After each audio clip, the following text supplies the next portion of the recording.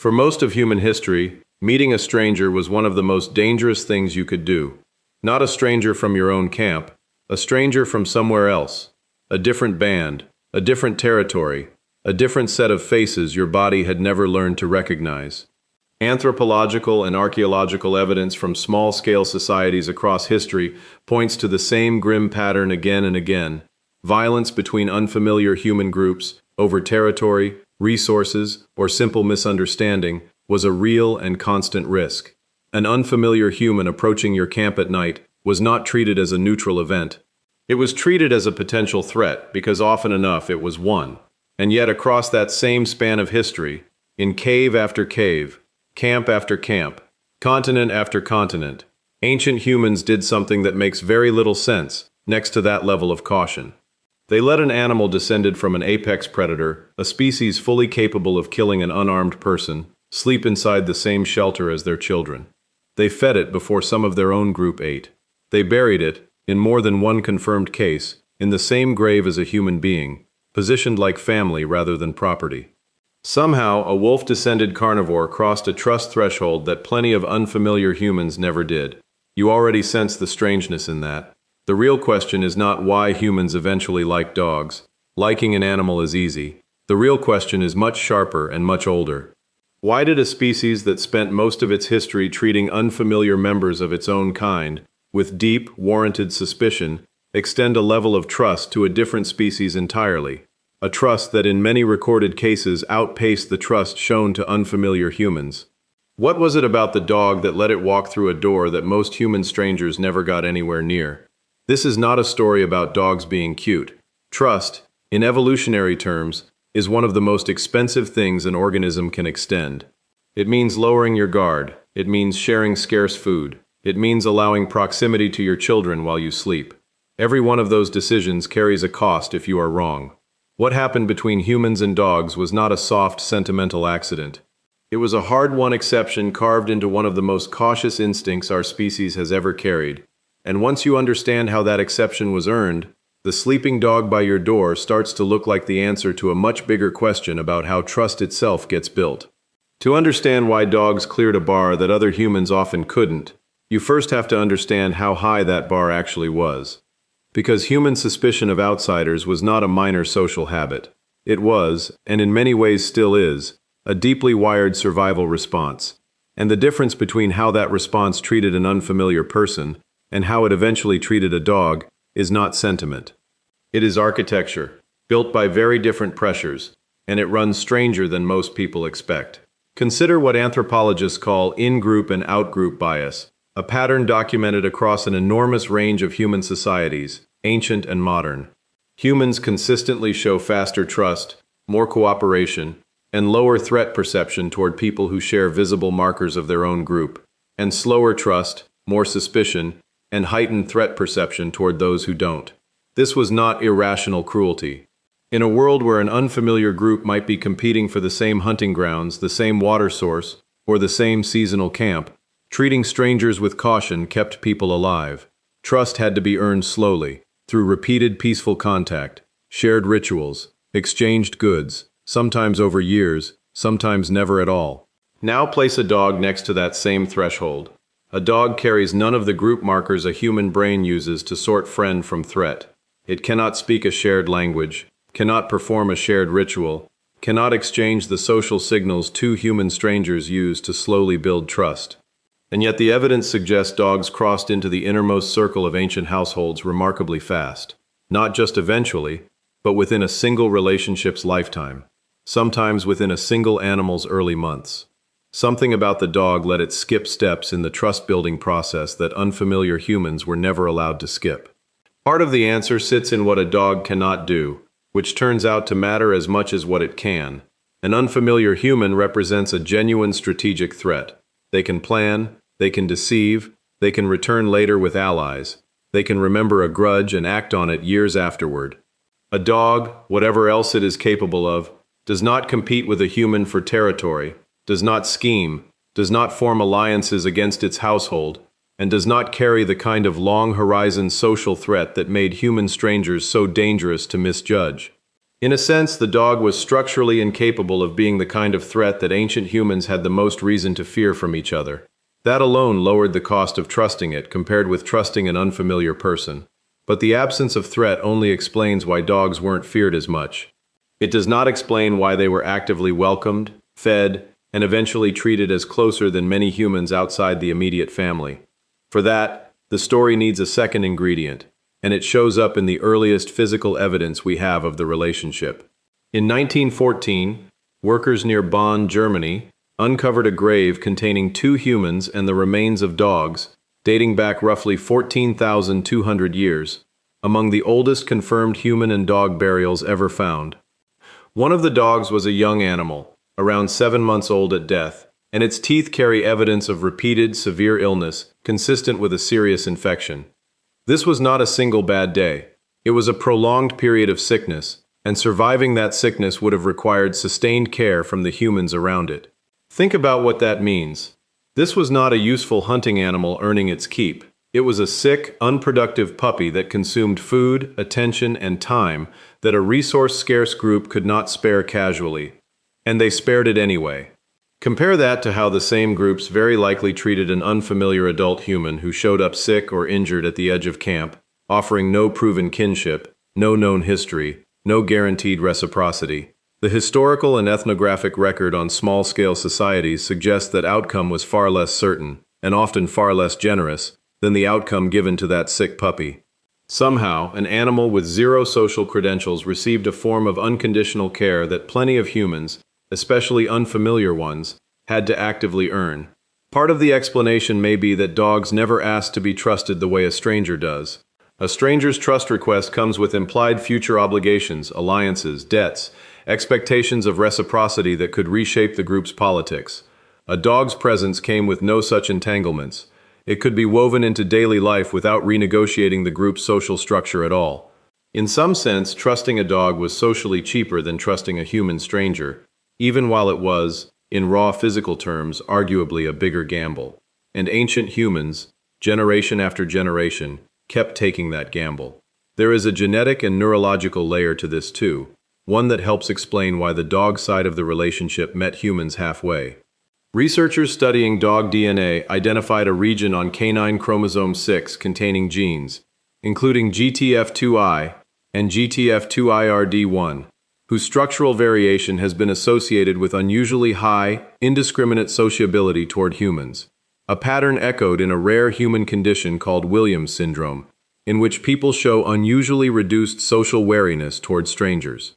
In other words, whatever changed in the dog's biology over thousands of years appears to have specifically dialed down the animal's caution around unfamiliar people, the same caution that governed how ancient humans treated each other. The dog, in a sense, evolved to fail the very suspicion test that kept human strangers at arm's length, and it failed it in a direction that made humans want to let it closer, not push it away. That failure had a measurable payoff for the humans on the other end of it too. In 2015, researchers found that prolonged mutual gaze between dogs and their owners raised oxytocin levels in both, the same hormone deeply implicated in social bonding, and notably, in reducing threat perception toward another individual. This pattern was not observed to the same degree in wolves tested under similar conditions. Even wolves raised with extensive human contact, the dog's stare did something a stranger's stare rarely does. It triggered a biochemical loop that made the human on the receiving end feel safer, not warier, the longer the eye contact lasted. An unfamiliar human holding prolonged eye contact in an ancient camp might just as easily have been read as a challenge or a threat display. A dog's gaze, somewhere along the evolutionary road, got rerouted into the opposite signal entirely. There is also a simpler, more physical reason the dog's honesty read as more trustworthy than a stranger's word. Human deception is sophisticated.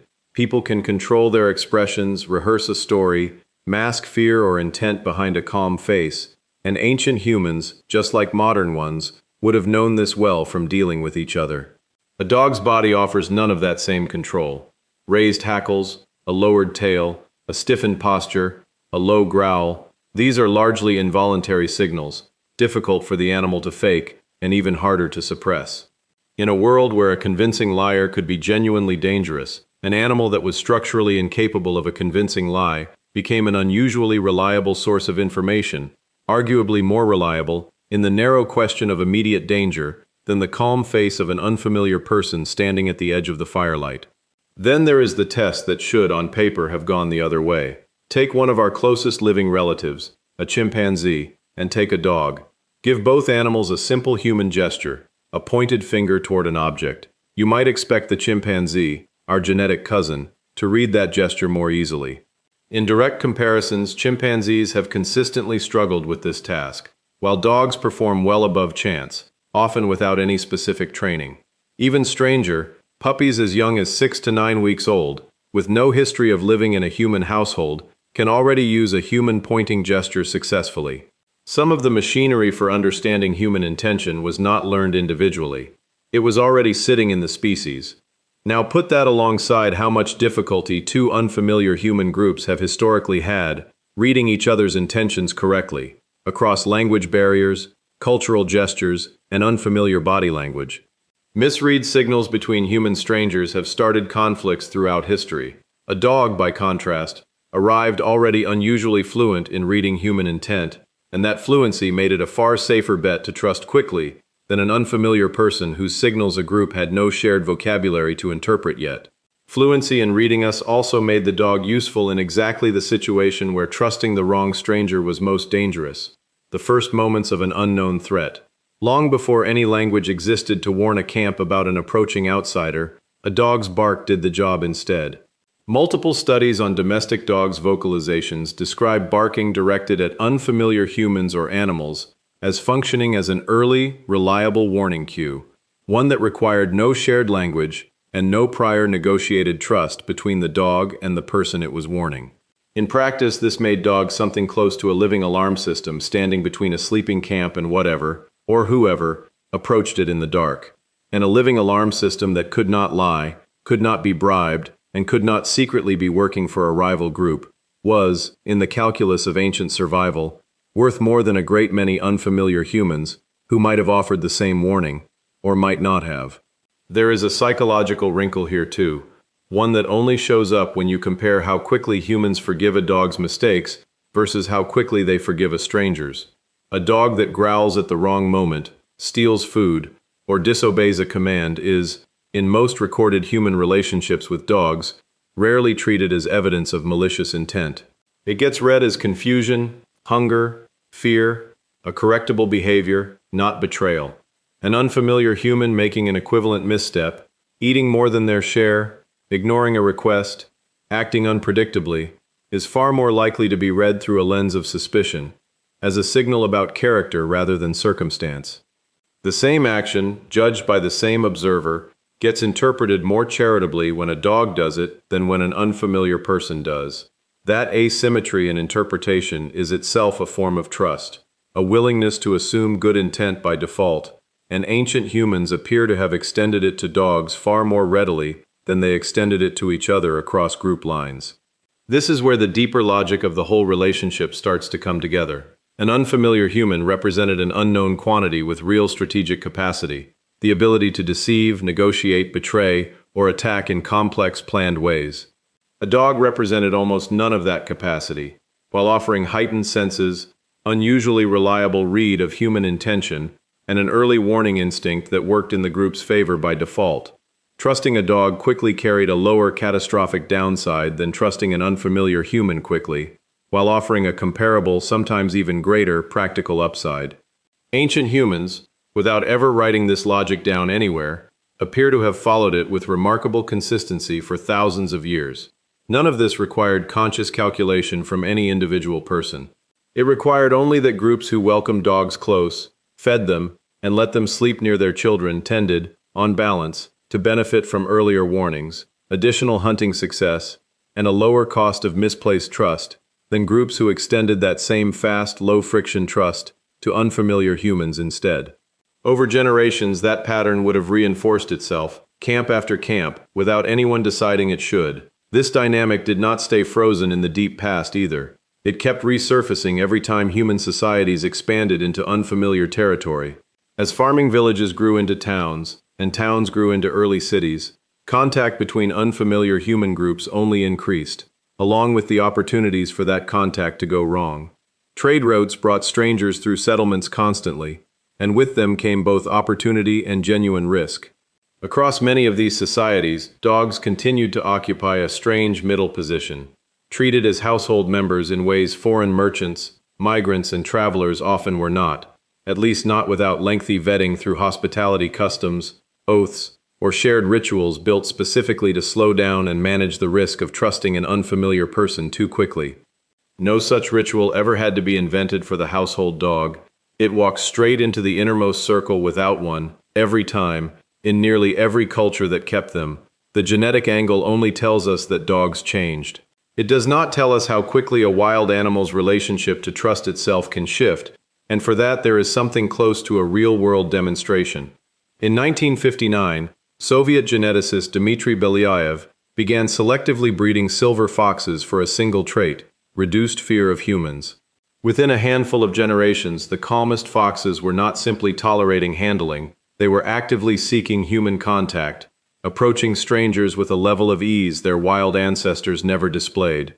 Alongside physical changes nobody selected for directly: floppier ears, curled tails, more juvenile faces. Selecting purely for lowered suspicion dragged an entire suite of trust-adjacent traits along with it. The experiment did not recreate dog domestication exactly, but it proved something essential. An animal's baseline suspicion of an unfamiliar species can shift dramatically within a small number of generations once reduced fear becomes an advantage rather than a liability. Something structurally similar, playing out far more slowly, is very likely what carved the trust gap between dogs and unfamiliar humans in the first place. Imagine two wolves at the edge of an ancient camp. The first reads every human movement as a potential threat and keeps its distance permanently. The second is slightly less wary. It approaches, finds a discarded bone, is not killed for it, and returns. Its slightly calmer offspring inherit that same reduced suspicion, approach a little sooner, a little closer, next time. Now imagine an unfamiliar human approaching that same camp during the same era. There is no equivalent multi-generation softening happening on the human side of that encounter, because the two humans meeting each other are, biologically, the exact same species with the exact same capacity for calculation, deception, and long-term threat. The wolf's trust gap could be bred down, generation after generation, into something closer to zero. Two unfamiliar human groups never had that luxury. Their caution toward each other had to be renegotiated, individually, encounter by encounter, for the rest of history. That asymmetry may be the real key to the entire question. Trust between humans and dogs could be shaped by evolution itself, compounding quietly over thousands of years until suspicion had been bred almost entirely out of one side of the relationship. Trust between humans and dogs could be shaped by evolution itself. Trust between humans and dogs could be shaped by evolution itself. Trust between humans and dogs could be shaped by evolution itself. Trust between humans and dogs could be shaped by evolution itself. Trust between humans and dogs could be shaped by evolution itself. It had to be built fresh, every time, by two minds, each fully capable of betraying the other, and that made it slower, more fragile, and far more likely to fail than the trust extended to an animal that evolution had already spent millennia quietly disarming. There is one more asymmetry worth naming, because it cuts right to the emotional core of the question. Trusting an unfamiliar human always carried a political dimension. Welcoming a stranger into a camp could shift alliances, invite obligations to their group, or provoke jealousy and suspicion from within your own. Every act of trust extended to a person from outside the group rippled outward into the social fabric in ways that had to be managed carefully. Trusting a dog carried none of that political weight. It answered to no rival group, owed allegiance to no outside interest, and its loyalty, once given, complicated nobody's alliances. In a social world thick with the constant calculation of who owed what to whom, the dog was the one relationship a person could invest in completely, without it becoming a liability somewhere else in the group's web of obligations. That, on its own, may have made it one of the safest trusts a person could build. The pattern shows up again in the archaeological record of resource allocation. Isotope analysis of ancient dog remains from multiple sites shows some prehistoric dogs consumed diets rich in fish and meat, resources that in some historical famine and scarcity conditions were prioritized for direct human consumption. Feeding a dog well during lean periods was not a neutral decision. It represented a real trade-off. Calories that could have gone to a hungry, unfamiliar traveler at the edge of camp instead went, in many documented cases, to the household dog. Groups made that trade repeatedly, across cultures and centuries, suggesting the trust extended to dogs was not a passive tolerance, but an active prioritization, one that in hard times sometimes outranked the claims of unfamiliar people asking for the same resources. It is worth being precise about what this argument is not claiming. It is not claiming ancient humans never trusted strangers, or that all outsider contact ended in conflict. Trade, alliance, and intermarriage between unfamiliar groups happened constantly throughout history, and plenty of those relationships were built successfully over time. The claim is narrower and stranger than that. The speed and default direction of trust were different. A stranger had to prove safety before receiving full access to a group's inner life. A dog, across an enormous range of documented cultures, was very often granted that access first, and asked to prove danger only if something went wrong. That is a meaningfully different starting position, and it is not one dog's earned through negotiation the way human alliances were earned. It was handed to them, generation after generation, almost by default. None of this required ancient humans to consciously decide that dogs deserved more trust than other humans. It only required that, generation after generation, welcoming a dog quickly tended to pay off more reliably than welcoming an unfamiliar person quickly, and that groups who leaned into that pattern tended to survive, eat, and sleep more safely than groups who didn't.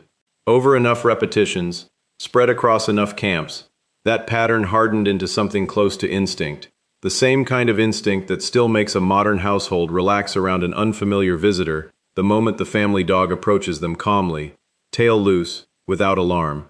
In many households today, a dog's read of a stranger still outweighs a person's own uncertain first impression. That habit did not appear recently. It is the same ancient shortcut, still running. Picture it the way it likely happened for real. At the edge of a fire thousands of years old, one nobody today will ever see. A traveler from an unfamiliar group approaches the edge of camp at dusk, and every human eye narrows, calculating risk, remembering old conflicts, weighing unknown intentions. A dog lying near the fire lifts its head, watches the stranger for a long moment, and then, deciding there is nothing to fear, settles back down without a sound. And in that instant, without a single word exchanged, the humans around the fire relax slightly too, because the animal that could not lie to them just told them something a stranger's own words never fully could. Thousands of years later, that same small moment still repeats in doorways and living rooms everywhere. An animal reading a person faster and more honestly than we often read each other, still the one voice in the room nobody thinks to doubt.